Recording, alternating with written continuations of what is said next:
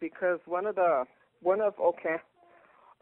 tribal chairman was Bobby Knoyer, okay, and before that, a couple times before that was his brother, and one of the ones who was making allegations or saying things happen was a twin to Bobby, and he's ahead of ICWA now.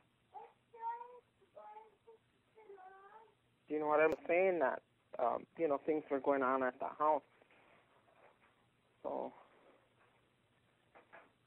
I don't know. I never really got to do anything except for write letters. If someone would help, on the lawyer's side, take on a case. I found that out maybe I'd have to say maybe about 10 years ago. I found that out when I first I tried,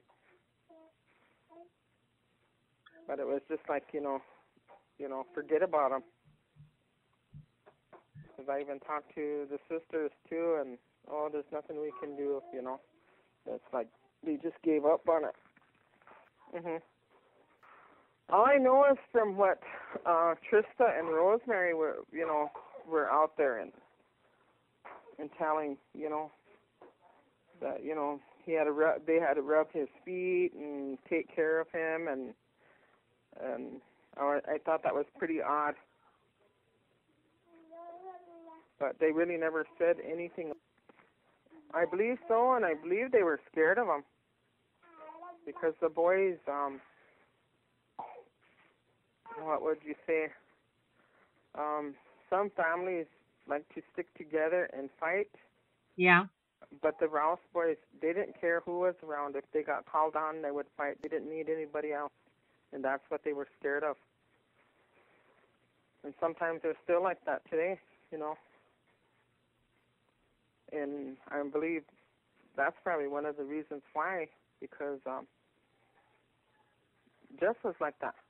He didn't need anybody. If somebody called him on, he'd fight him. He didn't need anybody to back him up or anything. And I know Rod's like that. It's just a way of getting back at them for probably getting hit. And they didn't like it. That's what I'm thinking. Yep, that's what. Okay, Anna Washanka, right? Did you ever hear of her? When they brought the girls out to me, Rosemary and Trista, she looked at me and she goes, "Julie, do you believe that the boys did that?" And I said, "No." And she said, "Well, I do." And I said, "Well, I don't, Anna."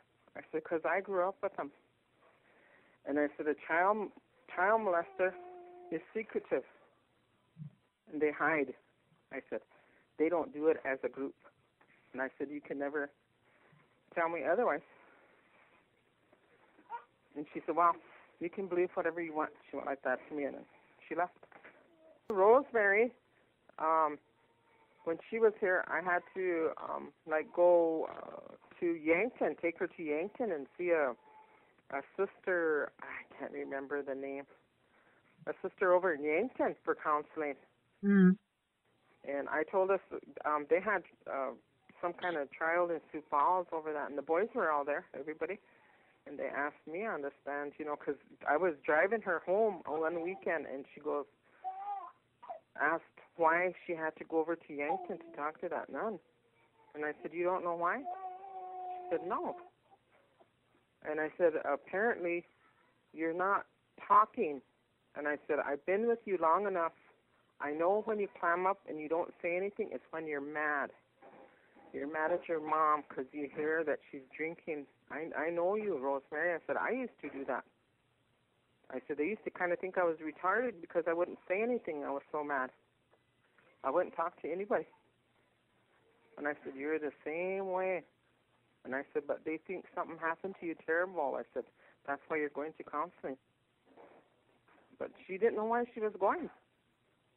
But she wasn't even there when all that happened, But when they came to arrest everybody, she was in the house, and they took her from Rika, or from Auntie. Oh, good. I haven't heard anything because Jesse isn't like that. It's mostly that, I always seen him with, women, you know.